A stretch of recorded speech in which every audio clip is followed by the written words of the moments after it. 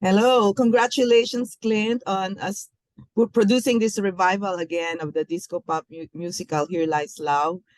We watched it last night and we really had fun. And what made you want to produce it? Well, I've been involved with this project since 2003. I think, I had just gotten out of grad school, and David, invited me to work on it. And I remember, when he sent me those two CDs of those karaoke tracks, and he was singing all of the parts. But I think, for me, I've never seen or heard anything like it. I also, um, it stuck with me, and it's stuck with me through all these years. And I just think it's a special thing. And I felt like, if it was gonna go to Broadway, I wanted to be involved in it because I really wanted to have an input on how we make the thing, because it is about us, about our people, but it's also a piece of art that I feel really connected to. So, I think all of those stars aligning, kind of like that confluence of things, like made me say, I really, really want to be involved in it. Mhm. And this is also the first all Filipino cast in Broadway and also Yes, produced by a lot of Filipinos from Hair that's to right. Longa, Jokoy. How Yes. amazing is that? What's the significance of that for you? Well, I think, I've been in this business for a long time, and a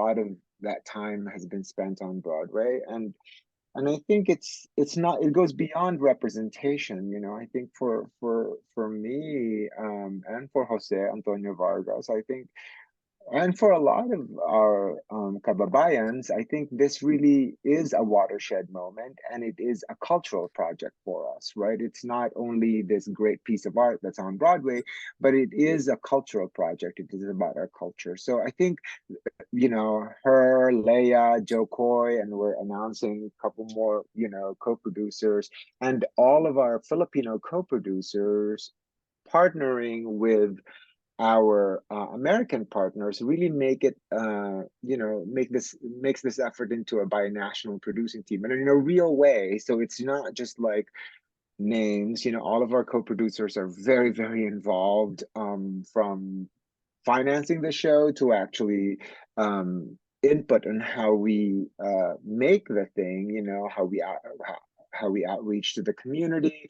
Um, so it's a deep, deep, deep involvement that also spans both countries. So I think it's a watershed moment for us. There's never been a moment like this on Broadway. Not only for Filipinos but for Broadway in general. Yeah. And how did you do the casting of Ariel Jacobs and Julia Bueva was amazing as well. Yeah, and we have a fantastic cast.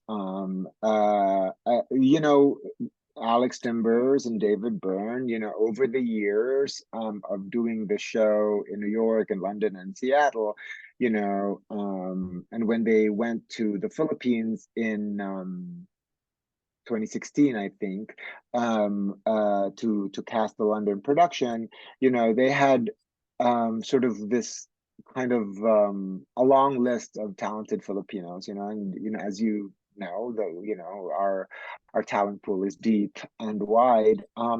It was a global search for the cast and for Imelda, and they saw a lot of folks, right? But Ariel stood out in terms of not only her sort of Broadway experience, right, but her ability to actually uh, uh, give us a sort of fresh take on what this character is, considering that it is told through this pop disco sensibility. Ariel just really, like, rose to the top. She went through a series of auditions with Annie B. Parson, our choreographer, with David and Alex, and it was pretty obvious in the end that she was the perfect mix, and boy is she great. Mm-hmm. And I noticed there were also some new things that you implemented. So aside from the finale song or the line dancing, the more prominent role of the DJ, what other Yeah. changes did you make? I think, we really looked at when we first did this show, which was 10 years ago, the world was different then, both in both countries, and I think this time we really wanted to highlight what had been there before. Number one was sort of, this complex relationship between the US and the Philippines, and this sort of post-colonial relationship that we have with the United States. But also, we really wanted to make sure that we represented the way Filipinos think about themselves and their politics. I think um, there are millions of ways to be Filipinos, like there are millions of ways, millions of Filipinos globally, so I think there's just not one opinion. But for us, it was important that we honor history. Although it is a piece of art, it is based on historical events, and we wanted to make sure that we um, didn't contribute to what is happening to democracies all over the world, which is,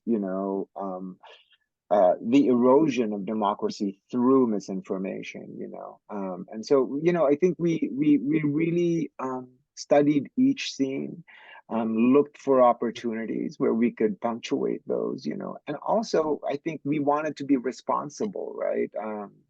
We wanted to be responsible and present human beings as human beings, right? I think there is a um, misconception that personalities, like who we deal with in the musical, that somehow they are magical, that they're mythical, right? Like that somehow they just like come out of the ground. But no, they're little girls first, they win beauty contests, they dream of marrying well, and then through a prolonged period of power, those personal issues, they play out on a national scale or on a global scale in the case of Imelda. So I think, there is really such a marked difference between what is quote unquote glamorizing versus what is humanizing, right? Like it is important for us to identify these personalities amongst our midst,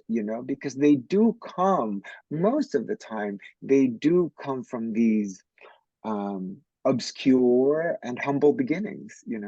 Mm-hmm. And you're wearing so many hats in this production: producer, creative consultant, and costume designer. Talk Yeah. about, doing all of that at the same time, and your challenges as costume designer as well.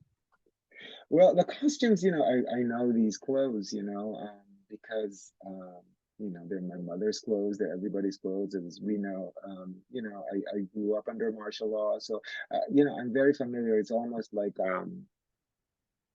uh it's like it's secondhand. It's like riding an old bike. You know what I mean? Like I know exactly how I want the butterfly sleeves and what was important. That we keep it flat and all of that kind of stuff. And so that in a way was the least challenging, right? And but also because I had done the clothes in every iteration of the show, coming from the public to the national and then to Seattle. So I'm familiar with it, and I also wanted to honor our national dress. But in terms of the creative consultant and the producing, that kind of goes hand in hand, because we really see this as, as a multi-pronged effort. It is a piece of art, it is also a Broadway show, and it is also a cultural project. So I can't really sift out the sort of creative consultancy from the producing, because I think those two come hand in hand. Mhm. And what do you look forward to working with Lea Salonga in this musical? Well, Leia and I have known each other for a bit because we did Once on This Island. And and she is a producer on this and a very active producer. I'm looking forward to just working with her in every capacity, and she's been very, very involved and very present, you know, both as an artist and as a producer. So I'm just looking forward to this kind of new chapter of her life and her career, where she really is focusing on this legacy building, right, and opening doors for Filipinos and API artists. You know, I think she cares very much about that, and I think that aligns with my mission. You know, to highlight our stories. You know, and I just look forward to working with her more and more. You know, whether it's a producing capacity as an art or as an artist. You know. So after August 13, who will take over Leia? We don't know. You know, we are curating that presently.